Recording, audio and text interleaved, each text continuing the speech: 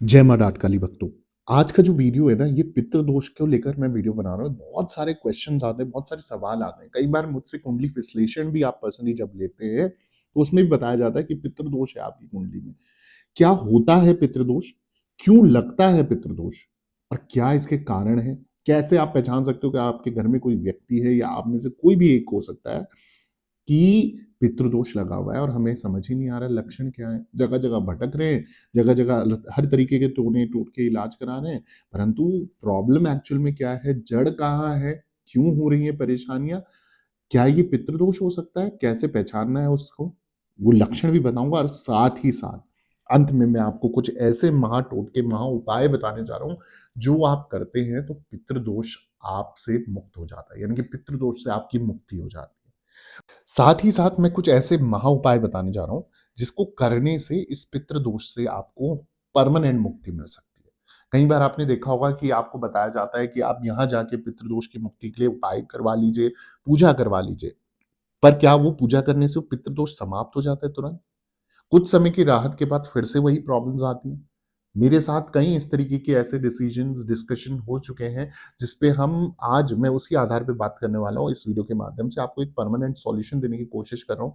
साथ ही साथ आप लोगों से ये भी निवेदन है, अगर आप भी मुझसे पर्सनली जुड़ना चाहते हो, किसी समस्या में फंसे पड़े हो, उसका समाधान नहीं मिल रहा है, कैसा भी संकट है, कैसी भी परेशानी है, या फिर लव रिलेटेड इश्यूज है, या फिर कुंडली विश्लेषण आप मेरे से पर्सनली कराना चाहते हो, तो आप मेरे साथ ऑनलाइन अपॉइंटमेंट बुक करा सकते हैं। ऑनलाइन अपॉइंटमेंट बुक कराने की जो प्रोसेस है वो मैं आपको समझा देता हूँ। जो मेरे यूट्यूब चैनल का नाम आप देख रहे हैं, ऑफिशियल देवी भगवती शक्ति, ठीक इसी नाम से मेरा इंस्टाग्राम प्रोफाइल भी और फेसबुक प्रोफाइल भी है। वहां मैसेज बॉक्स में जाएं, अपॉइंटमेंट लिखें, चार्जेस पे करें। चार्जेस पे करने के बाद आपको एक समय दिया जाता है। उस निर्धारित समय पे स्वयं मैं आपसे बात करूंगा, जो भी परेशानी होगी उसको डिस्कस करेंगे और उसके आधार पे आपको मैं समाधान दूंगा ही दूंगा। बस करना क्या है, सच्चे मन और सच्चे विश्वास के साथ आपने मेरे साथ जुड़ना है, आपको मैं समाधान दूंगा ही। अब आ जाते हैं आज के टॉपिक पे। तो जैसे कि आज का टॉपिक है पितृदोष। अब ये टॉपिक मैं इसलिए भी आज रख रहा हूँ आपके सामने क्योंकि अभी मौनी अमावस्या आने वाली है 29 जनवरी 2025 को, और उससे पहले अगर ये वीडियो मिल रहा है तो और भी सोने पे सुहागा वाली बात हो गई है। और दूसरी चीज, हर महीने एक अमावस आती है। प्रत्येक अमावस पर भी आप अगर पितृदोष से परेशान है, कुछ ऐसे सिम्टम से परेशान है, लक्षणों से परेशान है जो मैं इस वीडियो में बताऊंगा, तो आप प्रत्येक अमावस भी पितरों को प्रसन्न करने के लिए कुछ महा उपाय, कुछ पूजा पाठ, ब्राह्मणों का भोज या ब्राह्मणों को दान पुण्य कर कर मंदिरों में भी आप इस पितृदोष से मुक्ति पा सकते हैं। क्योंकि जो हिंदू धर्म है ना, हिंदू धर्म की मान्यताओं के अनुसार दिवंगत पूर्वजों की आत्माओं को पितर कहा जाता है। पितरों का जो है देव भी कहा जाता है। जिस प्रकार देवताओं की पूजा कर उनका आशीर्वाद प्राप्त किया जाता है ना, ठीक उसी प्रकार पितरों की कृपा पाने के लिए भी उनका तर्पण, उनका पिंडदान, ये सब पूजा पाठ करी जाती है। अगर पितृ का तर्पण, श्राद्ध या पिंडदान सही विधि विधान से ना किया जाए तो व्यक्ति पितृदोष से ग्रसित हो जाता है। और अगर मैं शास्त्रों की बात करूं, खासकर ज्योतिष शास्त्र की बात करूं, तो ज्योतिष शास्त्र के अनुसार पितृदोष होने से व्यक्ति को बहुत सी मुश्किलों का सामना करना पड़ सकता है। ऐसे में पितृदोष को दूर करने के लिए उपाय करने बेहद जरूरी है। आप इस वीडियो के माध्यम से जान सकते हैं कि पितृदोष क्या होता है, क्यों लगता है, क्या कारण है और उसके क्या सॉल्यूशन है, यानी कि उपाय क्या है। सबसे पहले बात करते हैं पितृदोष है क्या। क्योंकि अगर मैं शास्त्रों की बात कर रहा हूं तो शास्त्रों के मुताबिक जब पूर्वजों की आत्माएं तृप्त नहीं होती हैं तो वो अपने वंशजों को कष्ट पहुंचाते हैं। इसे ही पितृदोष कहा जाता है। पितृदोष अपने कर्मों के कारण ना होकर बल्कि माता पिता या पूर्वजों के कर्मों के कारण भी होता है। पितृदोष व्यक्ति की जन्म कुंडली में विद्यमान होता है, जबकि कर्म जन्म के बाद ही बनते हैं। पितृदोष एक ऐसा दोष होता है जिसका कारण समझ में नहीं आ पाता है। जन्म पत्री में शुभ दशा होने पर भी व्यक्ति को शुभ फल की प्राप्ति नहीं हो पाती है।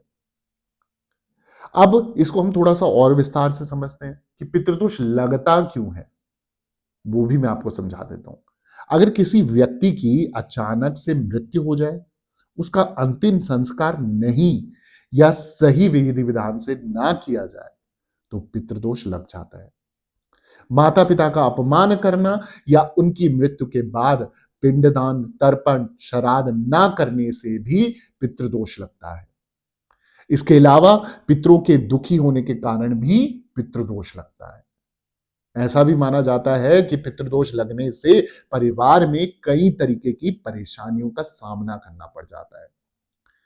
पितृदोष में जो मेन कारण अगर मैं बात करूं तो घर के लोगों को या लोगों के मान सम्मान में गिरावट आ जाती है, धन हानि होने लग जाती है और संतान सुख में बाधाएं आने लग जाती हैं। ये तीन ऐसे मोटे मोटे कारण हैं जो असमंजस हमें कहीं ना कहीं देखने के लिए मिलते हैं और समझ नहीं आता है कि ये हो क्यों रहा है। जो मेन कारण अगर देखा जाए तो इसका मेन कारण होता है पितृदोष, क्योंकि मान सम्मान आपको आपके परिवार में अपने ही नहीं देंगे तो बाहर वालों से तो क्या उम्मीद करनी। धन की हानि होने का कारण है, यानी कि धन की हानि होने लग जाए तो ऑब्वियसली ये मतलब निर्धारित है कि भैया आपको कर्जा होगा, पैसों की रुकावटें होने लग जाएंगी और जब ये चीजें होने लग जाती है तो परिवार का सुख छिन जाता है, कलेश होने लग जाते हैं, रोज की लड़ाई झगड़े होते हैं और परेशानियां आगे आगे खड़ी हो जाती हैं।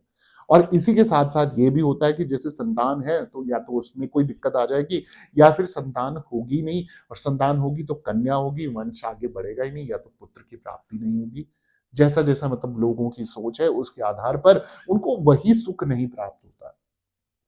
अब पितृदोष लगने के कारण में भी मैं आपको बता देता हूँ, अगर कारण पूछे जाए तो जैसे हम अगर जनरल उसमें बात करें तो पीपल और नीम या बरगद जैसे पेड़ को काटने से भी पितृदोष लगता है। तो कभी भी जीवन में पीपल का पेड़ हो गया, नीम का पेड़ हो गया, बरगद हो गया, चाहे पौधा हो चाहे बड़ा पेड़ हो, आपको नहीं काटना चाहिए। किसी अपने से बदले की भावना रखना या छल कपट करना पितृदोष प्रकट हो जाता है। कुंडली में अगर राहु केंद्र में या फिर त्रिकोण में हो तो पितृदोष हो जाता है। अपने माता पिता का अपमान करने से भी पितृदोष लग जाता है। किसी असहाय की हत्या करने से भी पितृदोष लग जाता है। साथ ही साथ जाने अनजाने नाग की हत्या करना या करवाना तो भी पितृदोष लगता ही लगता है। किसी व्यक्ति का विधि विधान से अंतिम संस्कार ना करना पितृदोष बन जाता है। पितरों का तर्पण, श्राद्ध, पिंडदान ठीक से ना करना, भूल जाना, उनका ध्यान ना करना पितृदोष लगता है। पितृ दुखी होते हैं, कष्ट में होते हैं और वो रोते हैं, तो उसी परिवार को या उस कुल को कहीं ना कहीं, जिनके खासकर ग्रह कमजोर हो या जिनकी कुंडली में ऐसा योग बन रहा है जहां पर पितृदोष प्रकट हो सकता है, तो वो व्यक्ति हमेशा परेशान रहेगा।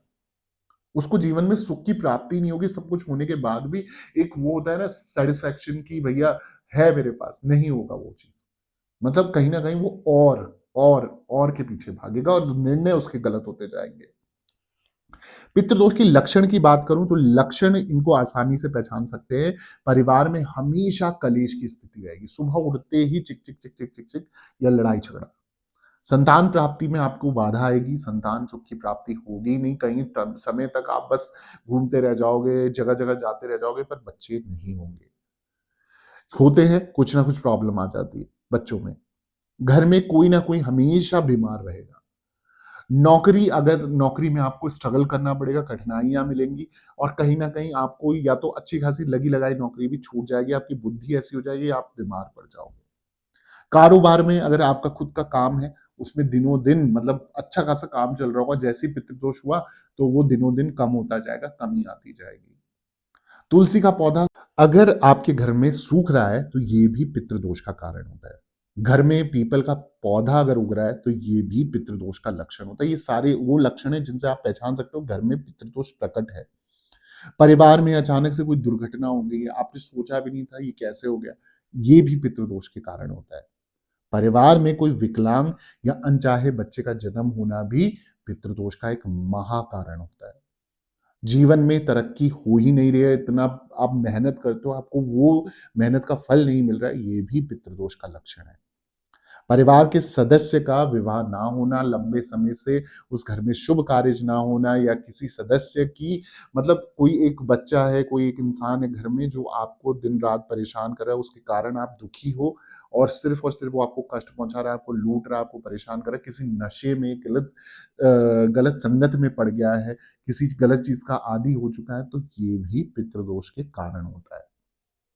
अब सब चीज़ मैंने बता दी कि भैया पितृदोष के लक्षण क्या हैं, कारण क्या हैं, क्यों लगता है पितृदोष, क्या होता है पितृदोष? अब आप लोग बोलोगे गुरुजी उपाय भी बता दो, तो मैं आपको साथ ही साथ सॉल्यूशन भी बताने जा रहा हूँ। आप लोगों ने ये उपाय ज़रूर करने हैं। अब मैं बता देता हूँ पितृदोष के जो उपाय हैं, जो आपने ज़रूर करने हैं और अमावस पे तो ज़रूर आपको ध्यान रखना चाहिए। जैसे हर महीने एक अमावस आती है, तो पितरों का तर्पण और श्राद्ध आप ज़रूर कराएँ। कहीं स्पेशल आप कहीं पवित्र जल पर जाके किसी जो जानकार ब्राह्मण हो, पंडित हों, उनसे आप ये पितृदोष का तर्पण, श्राद्ध ज़रूर करवाएँ, पूजा-पाठ ज़रूर कराएँ, अनुष्ठान ज़रूर कराएँ, ताकि इस पितृदोष से आपके परिवार को, बच्चों को मुक्ति मिल सके। पितृ पक्ष में पितरों के लिए दान पुण्य का कार्य ज़रूर करो, भूलना नहीं है। जो भी हो सकता है यथाशक्ति अनुसार आटा, चावल, चीनी जो भी अपने सामर्थ्य अनुसार थोड़े से पैसे या कपड़े, कुर्ता-पैजामा सफ़ेद रंग का, ये सब आप पंडितों को, ब्राह्मणों को मंदिरों में शुभ जगह पर दान करें। पितरों के लिए धूप-दीप ज़रूर जलाएँ। पितृ पक्ष में पितरों के नाम का भोजन और जल ज़रूर निकालना चाहिए। जब ये श्राद्ध का समय चलता है तो उस समय पे स्पेशल आप रोज़ पितरों के नाम से थोड़ा-थोड़ा अपने ही खाने से अपने ही या जो जब खाने की शुरुआत हो रही है उससे पहले ही उस भिगोने से, उस बर्तन से आप थोड़ा-सा अन्न और जल पितरों के नाम से ज़रूर रखें। और दूसरी चीज़ कि पितृ पक्ष में पितरों के लिए पितृ स्तोत्र का पाठ भी ज़रूर करना चाहिए। इससे भी पितृ प्रसन्न होते हैं, आपको आशीर्वाद देते हैं और घर में जितनी कठिनाइयाँ, परेशानियाँ चल रही हैं, उनका निवारण आपको मिलने लग जाएँगे। अमावस पर पीपल के पेड़ पर जल ज़रूर चढ़ाना चाहिए, इससे भी पितृदोष से मुक्ति मिलती है। जल में अगर थोड़े से काले तिल मिलाकर दक्षिण दिशा में अर्घ देना आप चालू करो प्रत्येक अमावस को, तो भी पितृदोष से मुक्ति मिलेगी। दक्षिण दिशा साउथ डायरेक्शन। शिवलिंग पर काले तिल चढ़ाने से भी पितृदोष से मुक्ति मिलती है। ऐसे छोटे-छोटे उपाय हैं जो आप रोज़मर्रा में भी कर सकते हो, जब आपको समय मिले तब कर सकते हो। इससे आपकी जितनी प्रॉब्लम है कई तरीके के सॉल्यूशन आपको मिलने लग जाएँगे। घर में जो मेन हेड हैं, चाहे स्त्री हो, पुरुष हो, वो भी ये कार्य कर सकते हैं। तो बच्चों के लिए भी ये एक अच्छा उदाहरण और अच्छा रिज़ल्ट साबित होता है। दूसरी चीज़, राहु काल में भगवान शिव की पूजा करनी चाहिए। आप रोज़ पंचांग देखिए, राहु काल का समय देखिए और उस समय पे भगवान शिव की आराधना कीजिए, उनका ध्यान कीजिए, पंचाक्षरी मंत्र या महामृत्युंजय का मंत्र जाप कीजिए या फिर जो पितृ स्तोत्र पाठ है, वो भी कर सकते हो आप। रोज़ाना गीता का पाठ करो, ठीक है? पितृदोष निवारण कवच धारण करना चाहिए। कौवा हो गया, चिड़िया हो गई, गाय हो गई और कुत्ते हो गए ना, इनको रोटी ज़रूर खिलानी चाहिए। प्रत्येक अमावस खिला लो या फिर श्राद्ध पक्ष में खिला लो या फिर आप अपने अनुसार जब भी आपका सामर्थ्य हो तब समय मिले तो ज़रूर खिलाना चाहिए पितृदोष से मुक्ति की प्रार्थना करते हुए। पीपल हो गया या बरगद हो गया, उसके पेड़ पर जल ज़रूर चढ़ाना चाहिए। हो सके तो रोज़ाना केसर का तिलक भी आप अपने मस्तक पर, अपने कानों पर, अपने कंठ पर, अपनी नाभि पर, अपनी जीभा पर ज़रूर लगाएँ, ओरिजिनल केसर का तिलक। रोज़ाना भगवान विष्णु के मंत्र जाप करो, जैसे ओम नमो भगवते वासुदेवाय नमः का जाप आप करिए। ये भी आपको अच्छा एक पितृदोष से मुक्ति या जो परेशानियाँ हैं, उनके निवारण आपको देना चालू करता है ये मंत्र। पितृदोष दूर करने के लिए एकादशी का व्रत रखना चाहिए। घर की दक्षिण दिशा में दीपक जलाना चाहिए, या अमावस पे जलाएँ या पितृ पक्ष पे जलाएँ, जैसे श्राद्ध पक्ष है, उस समय पर भी आप दक्षिण दिशा की पूजा कीजिए। पितृदोष से मुक्ति के लिए आदित्य हृदय स्तोत्र का पाठ करना चाहिए, इनसे भी पितृदोष की मुक्ति होती है। तो जो लोग मौनी अमावस पे कार्य कर सकते हैं 29 जनवरी 2025 पे करिए, वरना प्रत्येक महीने पे एक अमावस पर ये कार्य इनमें से कोई एक उपाय ज़रूर कीजिए, आपको 101% पितृदोष से मुक्ति मिल जाएगी। अगर आपको भी मेरी ये जानकारी अच्छी लगी और आप चाहते हो मैं ऐसे और वीडियोज़ आपके लिए लाऊँ, तो प्लीज़ आपसे निवेदन है आप मेरे चैनल को सब्सक्राइब कर दीजिए, वीडियो को लाइक कर दीजिए, ज़रूरतमंद लोगों के साथ शेयर ज़रूर करना। कमेंट में जय पितृदेव या जय माता दी ज़रूर लिखना और दरबार से बने रहना। सभी भक्तों को जय माता दी, जय माँ डाठ काली।